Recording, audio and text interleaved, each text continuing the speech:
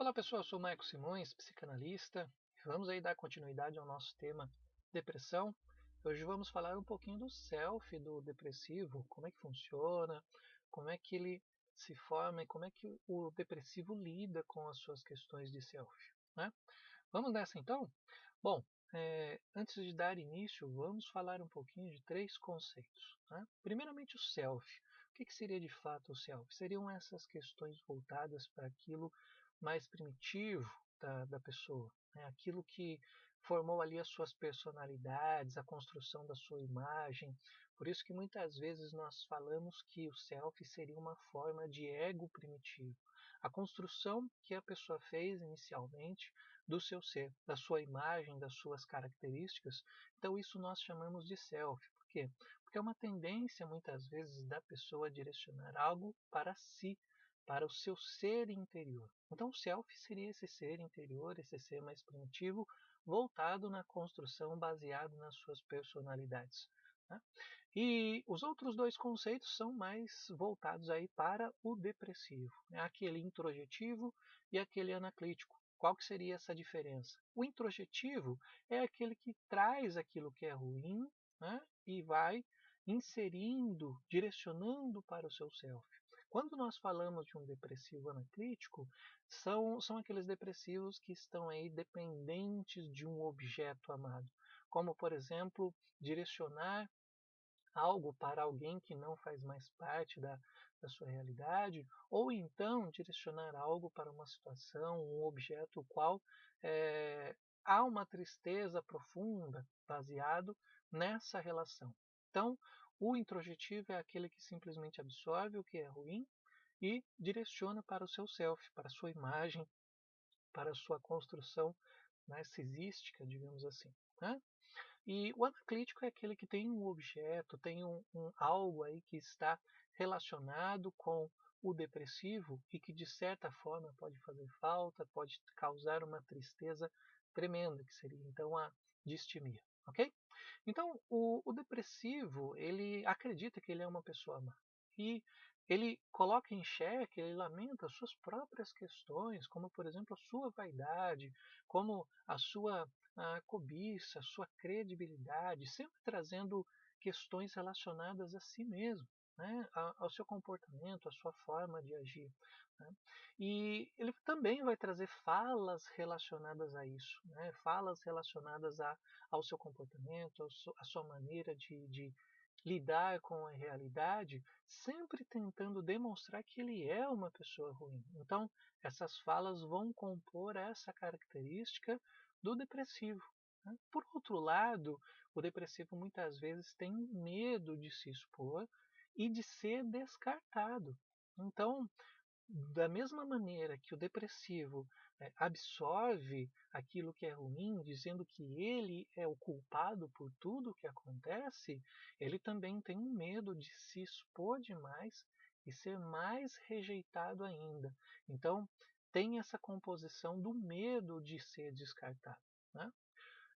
Nós também temos casos de depressivos que são psicóticos, como, por exemplo, aquele depressivo que vê uma notícia na televisão e ele passa a achar que aquilo aconteceu por causa dele.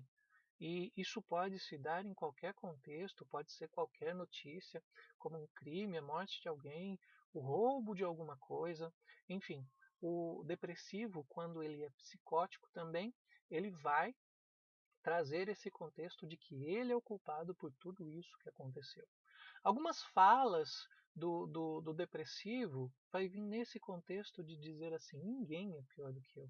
Eu sou o pior de todos, eu sou o culpado por tudo que acontece, por tudo que é de ruim no mundo, eu faço parte disso e eu que causei tudo isso que foi ruim à minha volta, tudo isso que foi ruim, que prejudicou outras pessoas. Então são falas comuns do depressivo, né? Mas nós também podemos dizer que é normal nós sentirmos culpa por alguma coisa. Nos sentimos culpados por algo que aconteceu, por uma situação que não deu certo, por algo ali do nosso dia a dia. Isso é comum. nós sentimos. A culpa faz parte do nosso dia a dia e vem do nosso consenso do que é bom ou ruim, certo ou errado, de acordo com o nosso self, com a nossa personalidade.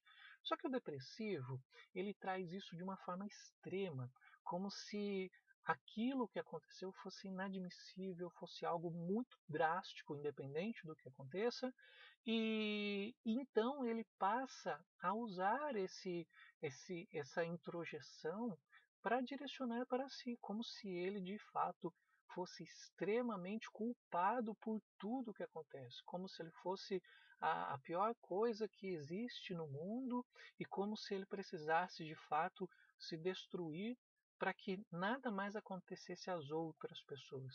Então o depressivo ele tem uma dificuldade muito grande de lidar com as críticas, traz isso de uma forma muito drástica, mesmo aquelas construções críticas que vão ali auxiliar, como por exemplo uma reunião em que se fala características e coisas que deram certo e deram errado no trabalho, o depressivo ele tende a absorver aquilo que é ruim, como se ele fosse o culpado por algo da própria empresa não ter dado certo. Então isso é um exemplo da característica de self do depressivo, né?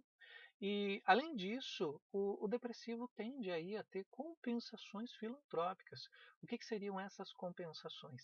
Seriam ajudas que o depressivo faz para outras pessoas, já que nós também falamos nos vídeos anteriores dessa tendência a estar aí projetando o amor, projetando o carinho nas outras pessoas, né?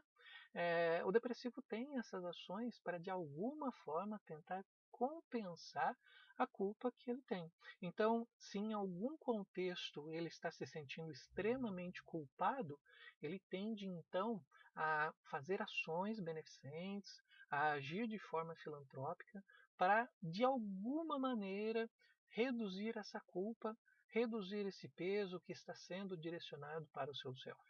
Então, há uma tendência do depressivo em ajudar demais e uma dificuldade muito grande em ter uma contrapartida, ter um pagamento, ter algo nesse sentido. Por quê? Porque ele se sente assim na obrigação de ajudar as outras pessoas para tentar, de alguma forma, reduzir a sua culpa por tudo de ruim que acontece no mundo. Então é uma tendência a ter atitudes filantrópicas.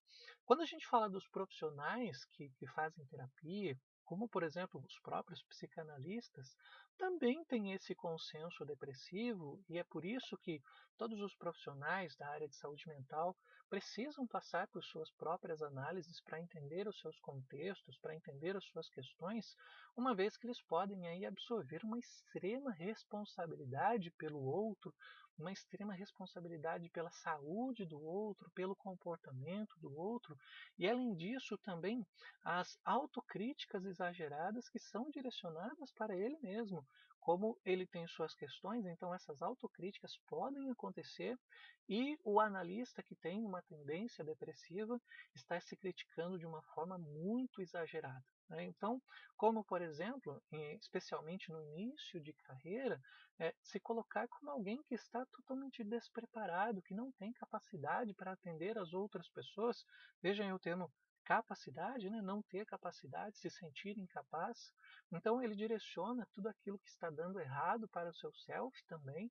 Por isso que é importante todo profissional de psicanálise, de terapia, todo aquele que trabalha com saúde mental também fazer a sua própria análise. Porque, querendo ou não, também tem suas questões, tem o seu self, tem a sua imagem, tem a sua construção de personalidade que também precisa ser trabalhada, né? Então é importante todos os profissionais da área de terapia fazerem, em um momento ou outro, sua análise, suas questões, ou melhor, trazer as suas questões aí para um profissional que possa ajudar a entender melhor o que está acontecendo. Ok? Então, dando continuidade, nós temos aí o aspecto dos anacríticos, né? Tudo aquilo que é absorvido, nós estamos falando dos introjetivos.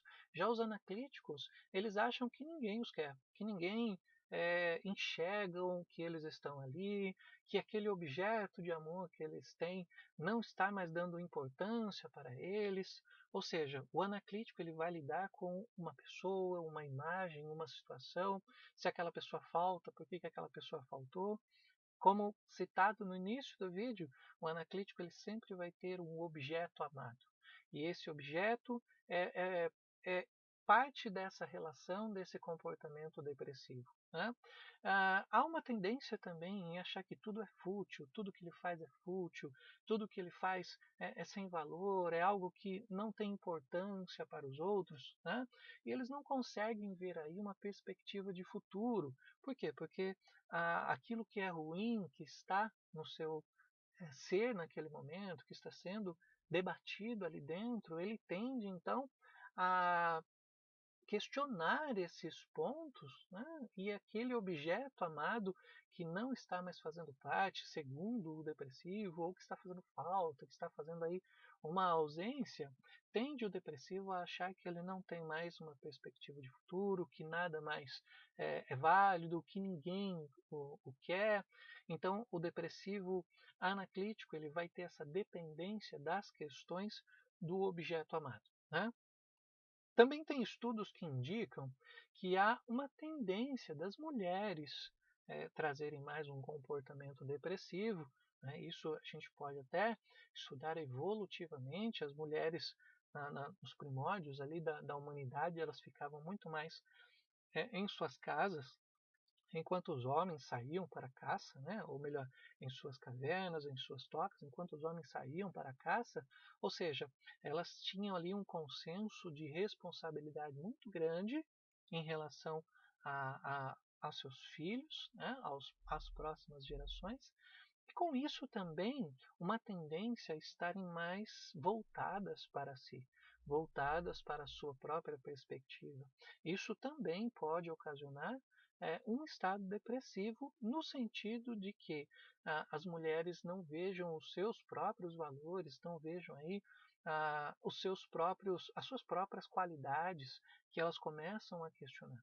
Por isso há uma tendência maior a mulheres desenvolverem comportamentos depressivos.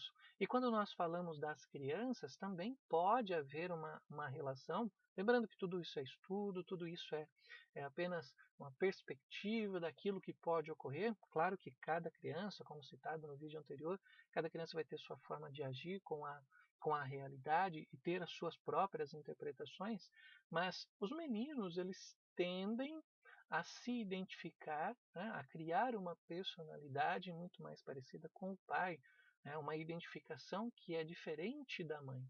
As meninas tendem a ter uma característica muito mais parecida com a da mãe. Né? Então, esses comportamentos podem fazer com que haja uma tendência maior no estado depressivo por parte das mulheres. Justamente por quê? Porque o homem ele trabalha com a parte da separação. Né? Eles trabalham menos com a introjeção. A mulher já trabalha com a parte da fusão, de conectar, de estar junto, até mesmo por conta dessa tendência primitiva, lembrando que são só estudos, né? Tendência primitiva do homem sair e a mulher permanecer ali na sua toca, na caverna, cuidando das crianças. E também por passar mais tempo com as crianças. Então, uma mulher que tem característica depressiva, passando mais tempo com a criança pode absorver esse comportamento. Se uma menina vai se identificar com a mãe, se um menino ele vai questionar e também ter uma tendência a direcionar aí a sua personalidade, a sua construção para a figura masculina. Lembrando que são todos estudos, são perspectivas e apenas questionamentos sobre a formação do self do depressivo. Não é? E um ponto importante também a ser questionado é que os homens têm uma tendência a negar a realidade quando se trata de depressão. Os homens aí têm uma tendência a sair, a fugir. Por isso que nós vemos muitos homens que vão fazer outra coisa, saem de casa, vão para um bar, beber, estar com os amigos. Por quê? Porque eles tendem a fugir da sua realidade, fugir dos seus confrontos. Por isso que nós falamos aí de negar, né? Criar distrações para não lidar com as suas próprias questões. Isso também é evolutivo, é uma questão do homem, de acordo com a história, né, e o seu desenvolvimento, ligando também com aquela época, né, nos primórdios em que os homens saíam para a caça e as mulheres permaneciam cuidando dos filhos, né? Então, essa é uma construção do self, do depressivo, como é que isso se forma entre os introjetivos e os anaclíticos, entre os comportamentos que nós temos, as tendências entre homens e mulheres, como é que isso se forma.